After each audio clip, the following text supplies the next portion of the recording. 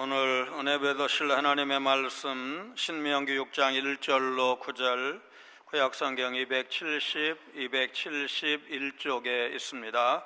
신명기 6장 1절로 9절 말씀 저와 여러분 한 목소리로 봉독하시겠습니다. 이는 곧 너희의 하나님 여호와께서 너희에게 가르치라고 명하신 명령과 규례와 법도라. 너희가 건너가서 차지할 땅에서 행할 것이니 곧 너와 내 아들과 내 손자들이 평생에 내 하나님 여호와를 경외하며 내가 너희에게 명한 그 모든 규례와 명령을 지키게 하기 위한 것이며 또 내 나를 장구하게 하기 위한 것이라. 이스라엘아, 듣고 삼가 그것을 행하라.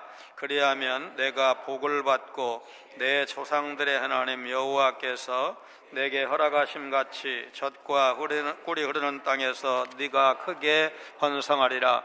이스라엘아, 들으라. 우리 하나님 여호와는 오직 유일한 여호와이시니 너는 마음을 다하고 뜻을 다하고 힘을 다하여 내 하나님 여호와를 사랑하라. 오늘 내가 내게 명하는 이 말씀을 너는 마음에 새기고 내 자녀에게 부지런히 가르치며 집에 앉았을 때에든지 길을 갈 때에든지 누워있을 때에든지 일어날 때에든지 이 말씀을 강론할 것이며 너는 또 그것을 내 손목에 메워 기호를 삼으며 내 미간에 붙여 표로 삼고 또 내 집 문설주와 바깥문에 기록할지니라. 아멘. 지난 월요일 국민일보 미션란에 26년 무당 경력의 부산 제2영도교회 심선미 집사의 인터뷰 기사가 실렸습니다. 다니엘 기도회에서 간증한 후에 유명해져 가지고 교계 방송에도 여러 번 나왔기 때문에 보신 분이 많으실 것입니다. 무속인 시절에 손님의 40%, 부산이 복음화율이 그렇게 높지 않은데 40%가 기독교인이었고 청년이나 일반 성도는 물론 교회 항존직이 뭔지 아시죠?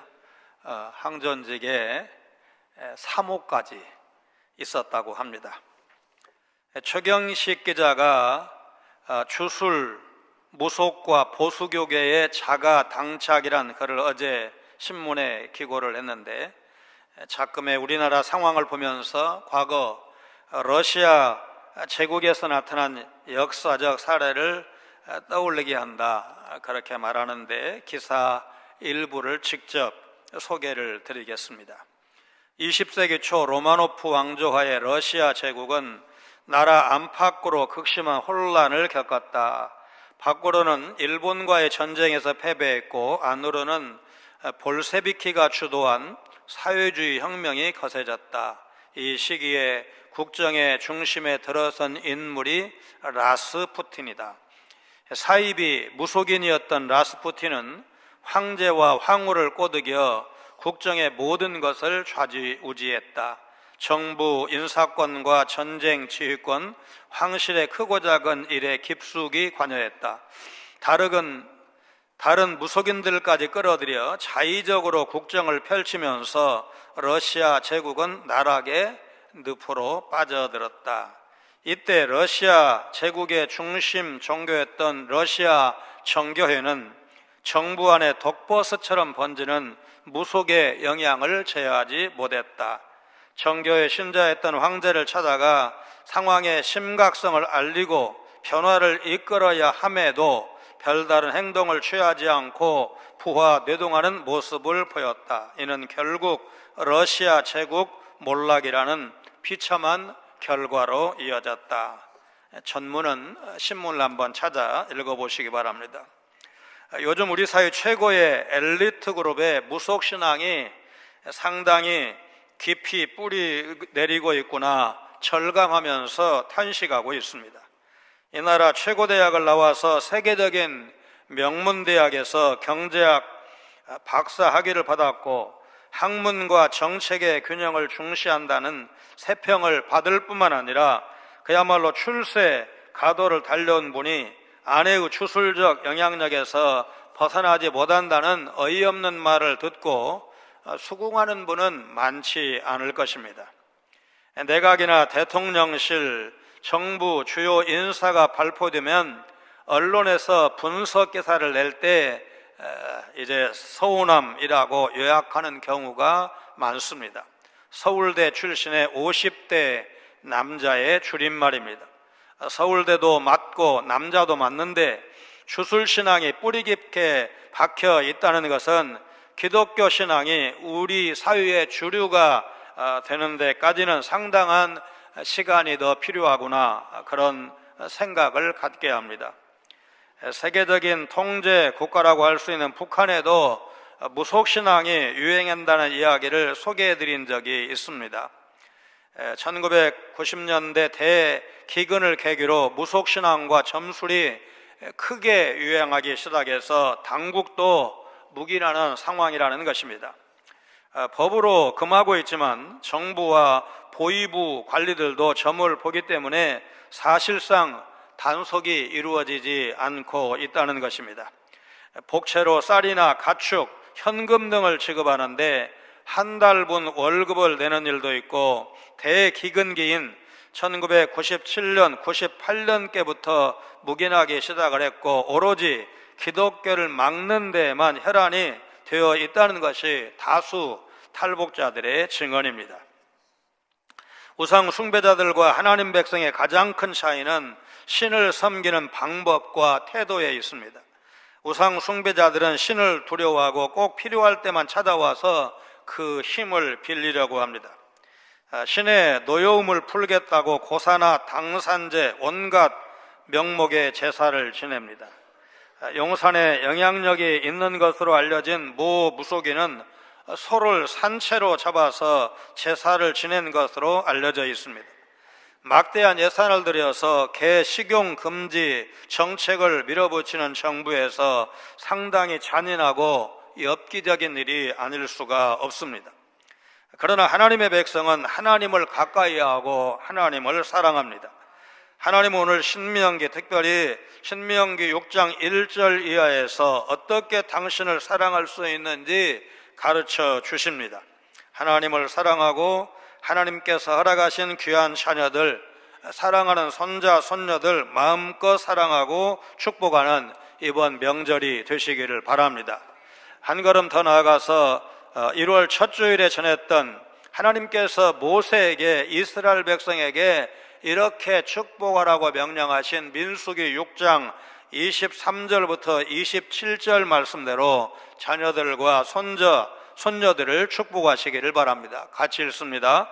아론과 그의 아들들에게 말하여 이르기를 너희는 이스라엘 자손을 위하여 이렇게 축복하여 이르되 여호와는 내게 복을 주시고 너를 지키시기를 원하며 여호와는 그의 얼굴을 내게 비추사 은혜 베푸시기를 원하며 여호와는 그 얼굴을 내게로 향하여 드사 평강 주시기를 원하노라 할지니라 하라.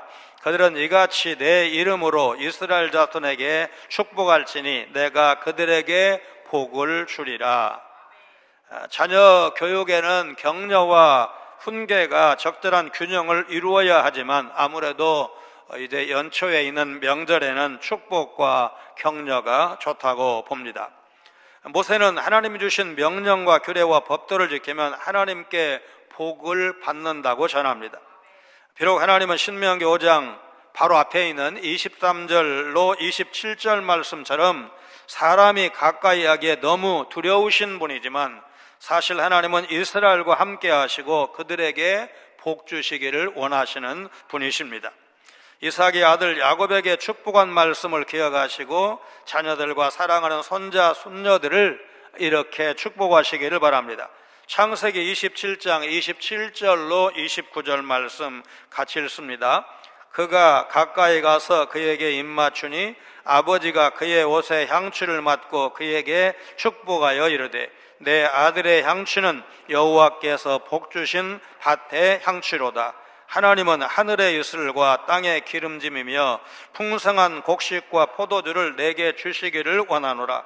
만민이 너를 섬기고 열국이 내게 굴복하리니 네가 형제들의 주가 되고 내 어머니의 아들들이 내게 굴복하며 너를 저주하는 자는 저주를 받고 너를 축복하는 자는 복을 받기를 원하노라.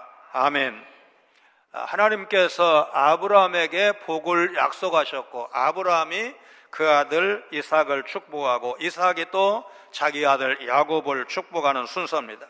아버지의 축복 그대로 야곱은 믿음의 조상이 되었고 야곱의 12 아들은 이스라엘 12지파의 시조가 되었습니다. 창세기 49장에 야곱이 12 아들을 향한 예언적 유언이 아주 길게 나옵니다. 49장 8절, 10절, 25절 제가 요약한 건데 같이 읽습니다. 너는 내 형제의 찬송이 될지라 규가 유다를 떠나지 아니하며 통치자의 지팡이가 그 발 사이에서 떠나지 아니하기를 실로가 오시기까지 이르리니 그에게 모든 백성이 복종하리로다. 그가 너를 도우실 것이요 전능자로 말미암나니 그가 내게 복을 주실 것이라. 아멘. 유다와 요셉에 대한 유언을 비롯해서 축복의 내용이 대부분이지만 로벤과 시므온, 레위 등 몇 아들에게 저주에 가까운 말씀도 있습니다. 놀라운 건 그 축복과 저주가 이 12아들 본인은 물론 그 후손들에 의해서 이루어졌다는 사실입니다. 다윗이 유다지파 소속이고 메시아가 다윗의 후손으로 오신 것을 통해서 유다에 대한 이 예언적 축복이 이제 구속사에서 그대로 이루어진 것을 우리가 알고 있습니다. 여러분, 그래서 우리 자녀들, 손자, 손녀들을 축복할 때 철저하게 말씀에 의지해서 축복하시기를 바랍니다. 이스라엘이 하나님 앞에서 죽지 않고 하나님이 주실 가나안 땅에 들어가 복을 누릴 수 있는 길은 율법을 지키는 것입니다. 특별히 모세는 하나님이 주시는 명령과 규례와 법도를 가르치고 지키고 듣고 행해야 한다고 말합니다. 하나님께서 율법을 주신 목적은 우리로 삶의 현장에서 그 명령을 지키게 하시려는 것입니다. 대부분의 사람들은 자신의 말과 행동, 신념 등을 기준으로 자신의 정체성, 자아상을 결정짓는 것이 사실입니다. 그러나 하나님은 사람이 율법을 얼마나 바로 행하고 순종하는지 그걸로 그 사람의 정체성을 판단하십니다. 따라서 중요한 것은 우리가 오늘 하루의 삶, 우리가 거하는 공간에서 하나님의 명령을 얼마나 바로 실천하고 있는지 그것이 중요한 것입니다. 그 실천과 순종이 그저 한 번에 끝나서는 안 됩니다. 여호와를 향한 사랑과 경외는 매일 매 순간 죽는 날까지 계속 되어야 합니다. 신명기 5장 1절, 5장 31절, 본문 6장 1절의 명령과 규례와 법도라는 말은 하나님의 모든 율법을 나타내는 삼중적인 표현이라고 할 수가 있습니다. 성경에서 이 세 단어는 종종 함께 사용되고 있어서 구분하기가 쉽지 않지만 구태여 구분한다면 이렇게 설명할 수 있습니다. 명령은 하나님의 직접적인 말씀에 따라 주어진 율법을 말하고, 규례는 도덕법이나 시민법, 사유법 같이 그 성격에 따라 세부적으로 규정된 각종 법규를 말합니다. 그리고 법도는 규례로부터 파송된 모든 공적 혹은 사적인 의무를 말합니다. 이 중요한 명령과 규례와 법도를 가르치고 지키고 행해야 이스라엘은 약속의 땅인 가나안 땅을 차지할 수가 있고 장수하게 되고 복을 받아 번성할 수 있다는 것입니다. 많은 사람이 풍성한 삶을 살기 위해서 최선의 노력을 다하지만 성경의 방법을 따르지 않으면 그 모든 수고가 헛될 뿐입니다. 시편 127편 1절에 여호와께서 집을 세우지 아니하시면 세우는 자의 수고가 헛되며 여호와께서 성을 지키지 아니하시면 파수꾼의 깨어있음이 헛되도다라고 말씀을 했습니다. 하나님을 섬기지 않는 사람들은 자기의 뜻과 계획대로 살아야 삶이 부해지고 신의 뜻을 따르는 것은 고달프다고 그렇게 여깁니다. 그러나 성경은 명확하게 말씀합니다. 우리가 율법을 지켜 하나님과 함께 할 때 하나님이 우리의 삶을 복으로 채워 주실 것이라고 약속하십니다. 복된 삶을 사는 비결은 하나님의 뜻을 헤아리고 순종하는 데 있습니다. 하나님의 백성이 복을 받아 번성하게 되는 비결은 많은 자원이나 비옥한 토지, 강한 군사력과 지정학적 요소를 다 갖춰야 하는 것이 아니라 하나님 말씀에 순종하는가에 달려 있는 것입니다. 남미와 북미는 자원이나 기후 등으로 우열을 가리기가 쉽지 않습니다. 베네수엘라의 막대한 석유 매장량과 브라질 아마존의 밀림은 북미보다 남미가 좀 환경적으로 낫지 않은가 그런 생각도 갖게 합니다. 그런데 이 남미와 북미의 분명한 차이가 있습니다.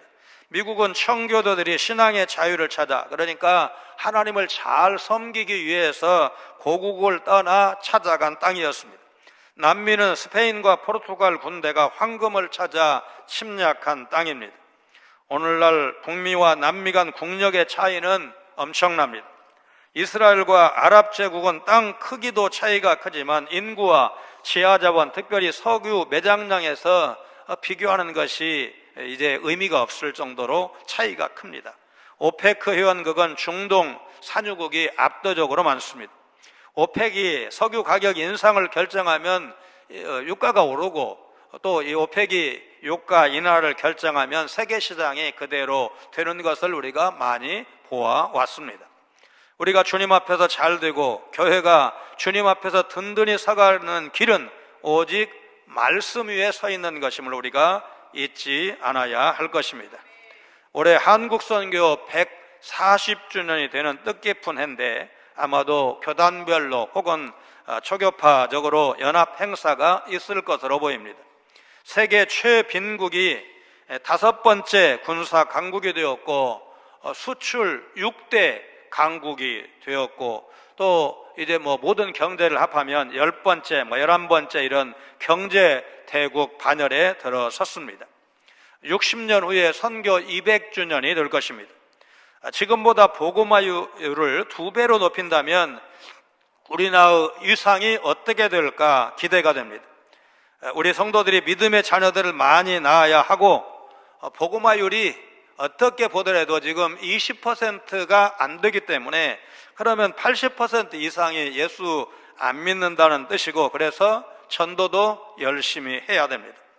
모세는 이제 이스라엘 사람이라면 그 누구도 모르는 사람이 없는 쇠마 이스라엘, 이 쇠마는 들으라 라는 뜻인데, 이 쇠마 이스라엘이라는 아주 유명한 본문을 가르치기 시작합니다.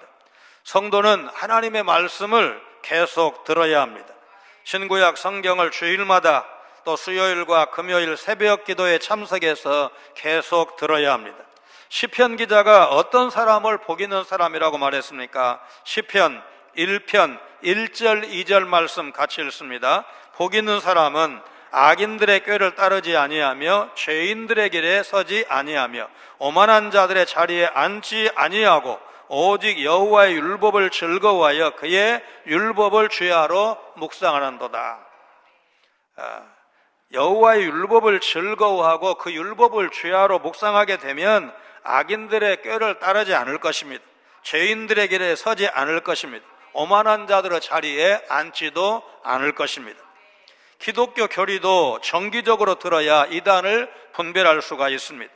우리 것이 분명하면 그 교리가 기준이 되어서 좌우로 치우친 것을 분별할 수가 있습니다. 여러분, 기독교와 천주교의 차이를 쉽게 설명할 수 있으십니까? 기독교와 사이비 이단 집단의 교리적 차이를 여러분 누가 우리 어린 자녀들이 또는 손자 손녀들이 물으면 여러분 설명하실 수 있어야 합니다. 쉽지 않지만 종교 호감도를 높일 수 있어야 합니다. 우리가 믿는 기독교 진리에 대해서 자부심이 있어야 합니다. 여러분, 진리가 아닌 것을 위해서 순교할 수가 있겠습니까? 주기철 목사님이 교회한 건 자기가 믿고 평생 선포했던 이제 하나님을 향한 믿음을 죽기까지 지켰다는 사실에 있는 것입니다. 이스라엘 사람은 우선 하나님은 유일하신 신으로 다른 신은 존재하지 않는다는 사실을 철저하게 믿어야 합니다. 사절의 여호와는 오직 유일하시다는 말은 하나님의 절대적인 유일성을 나타내는 말입니다. 바로 이것이 이스라엘의 유일 신관으로, 이것은 많은 신의 존재를 인정하는 다신론, 일체의 자연은 신이고 또한 신이 곧 일체의 자연이라고 믿는 범신론, 나아가 유일신 여호와가 아닌 또 다른 하나의 신을 믿는 단일신론까지 단호히 배겨가는 것이 여호와 유일신앙입니다. 그리고 유일하신 하나님을 마음과 뜻과 힘을 다해 그야말로 전인격적으로 사랑하라 5절에서 강조하고 있습니다. CNN이 선정한 한국의 아름다운 사찰에 들어간 여수의 향이라면서 기가 막힌 게시판을 봤습니다. 108일 기도에 10만 원, 1년 기도 30만 원, 수능 기도 10만 원, 합격 기도 10만 원, 불사 그 절 건물 지을 때 기둥은 2천만 원, 대들보는 3천만 원, 이런 식으로 이제 쭉 써놓은 것을 보면서 음식 그 식당의 메뉴판도 아니고 저렇게까지 해야 되나 그런 생각을 하면서 저 사진을 찍어 왔습니다. 하나님은 이방 신들처럼 해를 입을까 두려워하는 사람들의 마음을 악용해서 재물을 바치게 하시는 물질적인 분이 아니십니다. 자기 백성을 사랑하시고 또한 사랑받기를 원하시는 분입니다. 죄인을 구원하시기에 이 땅에 오신 독생자 예수께서 죄인의 한 사람처럼 세례를 받으셨을 때 하늘에서 이런 음성이 들려왔습니다. 마태복음 3장 16절 17절 같이 읽습니다. 예수께서 세례를 받으시고 곧 물에서 올라오실새 하늘이 열리고 하나님의 성령이 비둘기같이 내려 자기 위에 임하심을 보시더니 하늘로부터 소리가 있어 말씀하시되 이는 내 사랑하는 아들이요 내 기뻐하는 자라 하시니라. 무릇 주를 멀리하는 자는 망하리니 음녀같이 주를 떠난 자를 주께서 다 멸하셨나이다. 시편 73편 27절 경고의 말씀을 기억하시면서 한 걸음이라도 주께 가까이 나아가는 2025년 한 해가 되시기를 바랍니다. 비록 거룩하신 하나님을 죄인이 가까이 할 수 없지만 그럼에도 하나님을 사랑하는 마음을 가지고 그 사랑을 근거로 하나님께 가까이 나아가 그분을 섬기는 것이 참된 신앙이다. 여러분 믿으시기를 바랍니다. 이방 종교에서는 신을 두려워해서 제물을 바침으로 신과 좋은 관계를 맺으려고 하지만 하나님은 이스라엘과 맺는 관계를 사랑으로 정의하셨습니다. 호세아서에는 여호와 하나님의 신랑으로 타락한 이스라엘을 신부로 묘사한 바 있습니다.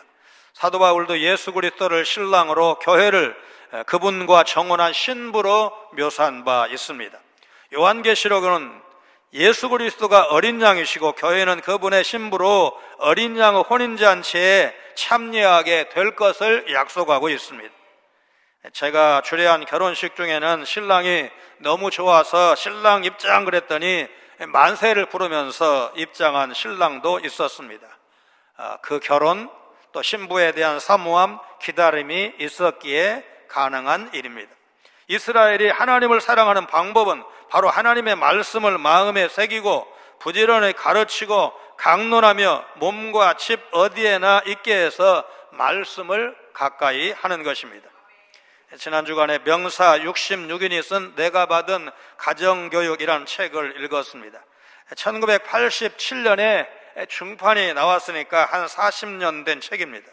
다양한 종교적 배경을 가진 분들이 저 66명 속에 있지만 기독교인들이 먼저 깨어있다 보니까 가정교육에 성공한 분들로 다수의 기독교인들, 특별히 북한에서 내려오신 실향민들이 많이 소개되어 있는데, 여러분 북한에서 내려올 때 논, 밭, 무슨 농, 무슨 이런 큰 거를 가지고 올 수가 없지 않습니까? 그러니까 맨손으로 출발을 했음에도 불구하고 사람이 깨어 있으니까, 또 하나님에 대한 이제 절대적인 신뢰가 있으니까 그분들이 우리 사회의 명사가 된 것을 볼 수가 있었습니다.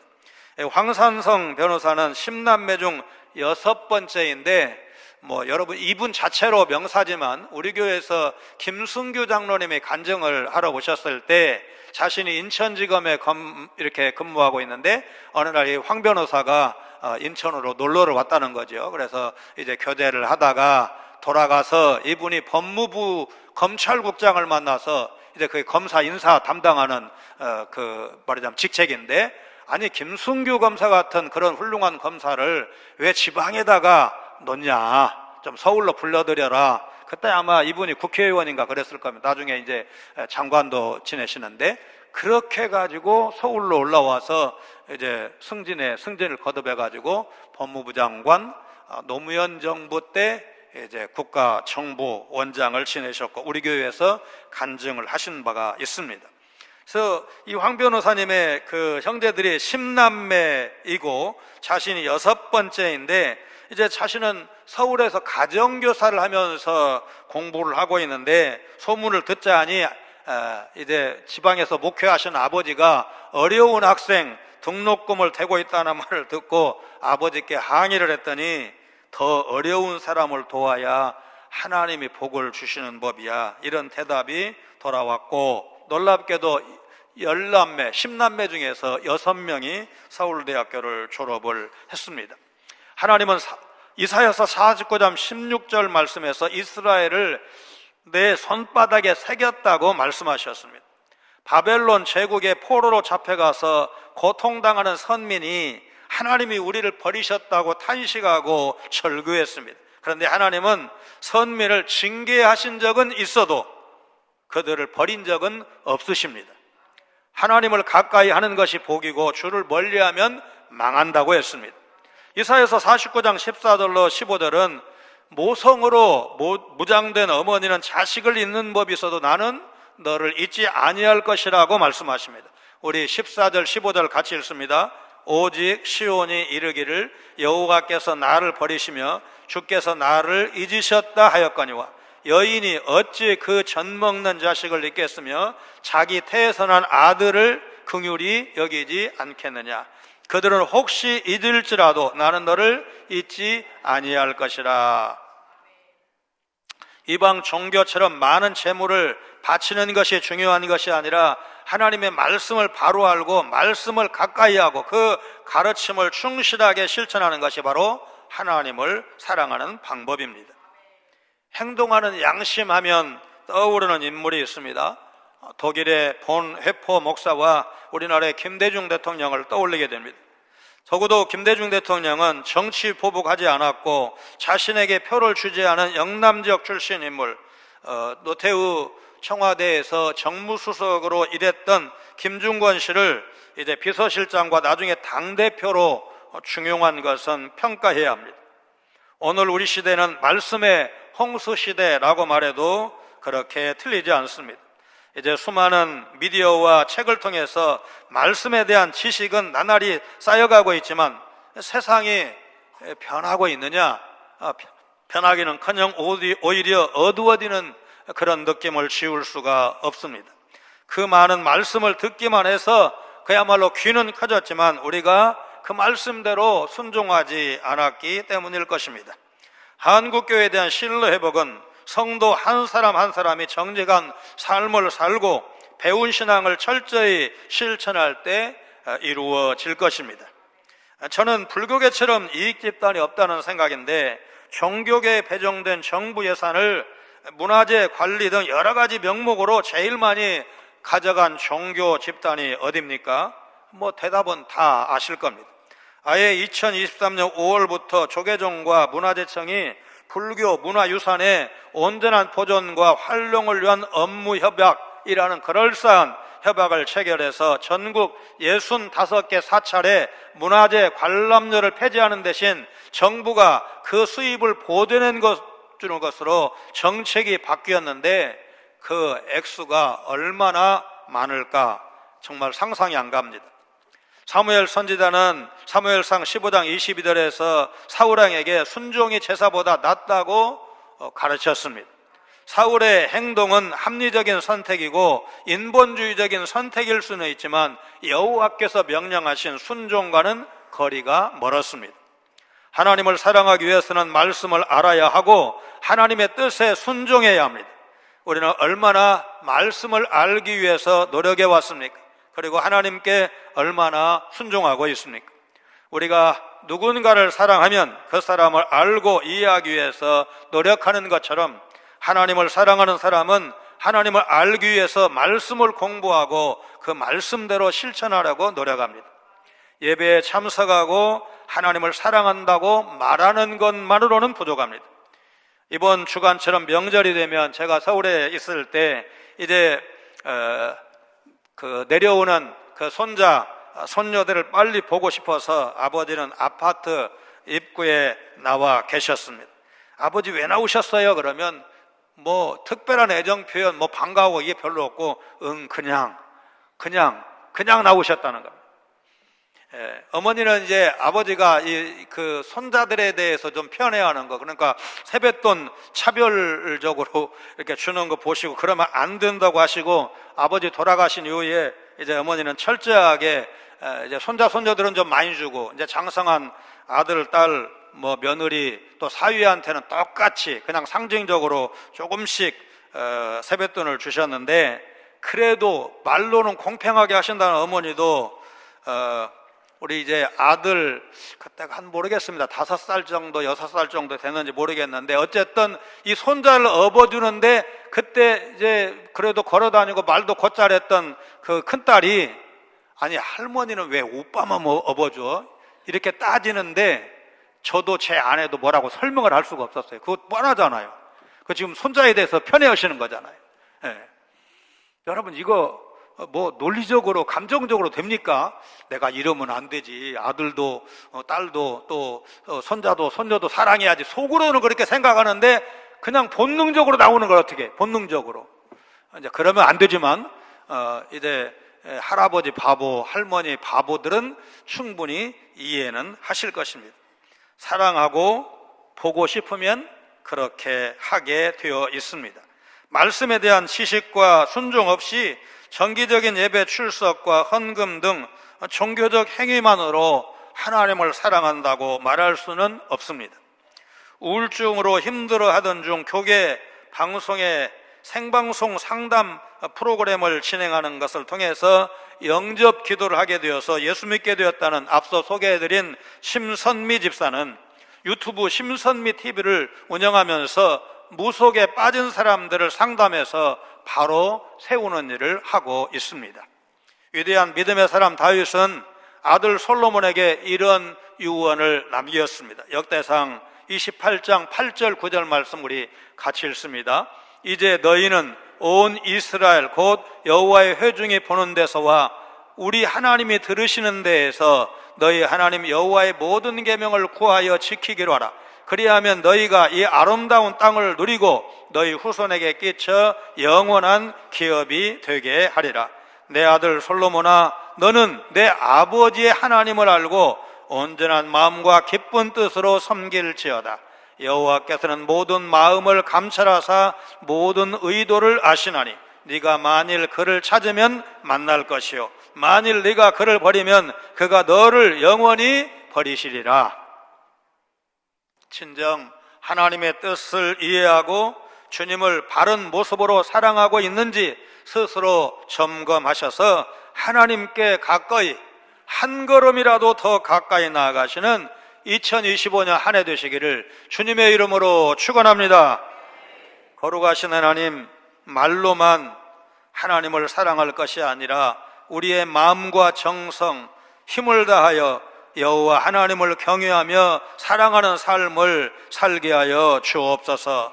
하나님의 말씀을 생명으로 알고 가까이 하며 그 말씀을 주야로 묵상하는 복 있는 사람으로 살게 하여 주옵소서. 세대 간 신앙의 단절 현상이 줄고 교회와 가정에서 다음 세대로 신앙 계승이 바로 이어지도록 가정에서의 신앙 교육과 교회 학교를 통한 신앙 계승이 성공적으로 이루어지는 일에 더 많은 관심을 갖게 하시고 지원하고 협력하는 믿음의 선진들 되게 하여 주옵소서. 하나님을 멀리하면 음녀처럼 망한다는 경고의 말씀을 기억하고 하나님께 가까이 나아가는 2025년 한 해가 되게 하여 주옵소서. 예수님 거룩하신 이름으로 간절히 기도하옵나이다. 아멘.